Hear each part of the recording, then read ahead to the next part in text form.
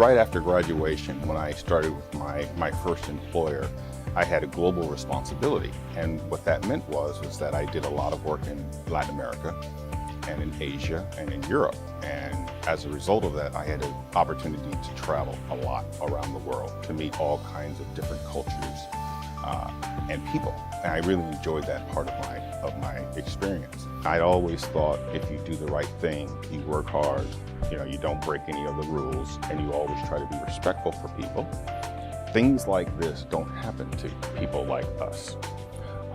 And the big aha was when I realized that it really had nothing to do with your behavior, your performance, your this, your that. It was something very arbitrary. The week before I got laid off, I was invited to a senior leadership seminar that only the top 200 people in the country were invited to. And there were people coming from all over the globe to San Antonio, Texas. And so it just totally caught me off guard. And I did tell my children, I said, I don't think that trip to Disney World is going to happen this spring break, which was kind of disappointing for them because that was one of our personal things that we used to do as a family. And so we went from going to Orlando, to heck, we couldn't even get to Peoria, Illinois, or Kalamazoo.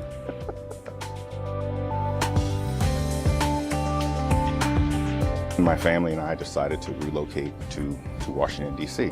I took a job in the federal government as a contractor working for a contracting firm that actually was introduced to me by the Job Match Project. Within probably 6 months of that, taking that part-time position, I was fortunate enough to have received 4 full-time offers. So, I can't say, gee, what would happen if Job Match was not here? I don't even want to think about that. I'm just very thankful that that we have that kind of a service in the Tri-County area.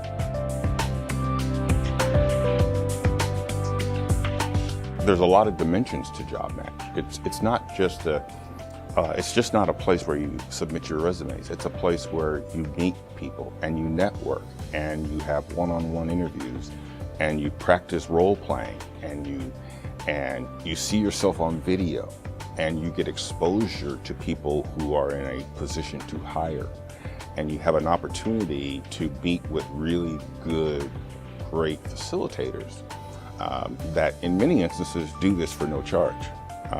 They do this as a volunteer because they're committed to the cause. And when you go to your sessions and you start having conversations with the people in the room, you start to hear your stories and you're saying, that sounds like my story. That sounds like my story. And I think it allows you to kind of depersonalize this because you're saying, because there's a point there where you're feeling like this is only me, right? I mean, this never could happen to anybody else other than me. People really should understand that it's not about just getting that job. It's about getting that career. It's about getting yourself back into the society, getting yourself back in the community. So that's why people really have to mentally get ready for this experience and know that it's going to take some time, but you got to have people around you, good people around you to help you through it. Listen to some of the feedback, even though you may not want to hear it all, and understand that at the end of the day, you have to do work. You have to put your work in.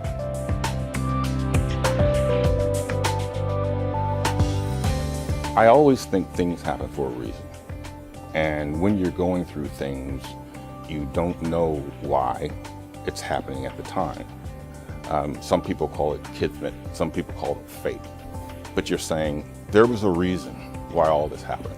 And I'm, again, someone much brighter than me knows what that reason is, but I feel like whatever it is, I'm here, and I'm here to fulfill it, and I'm enjoying it every day of the week. And I've got my swagger back.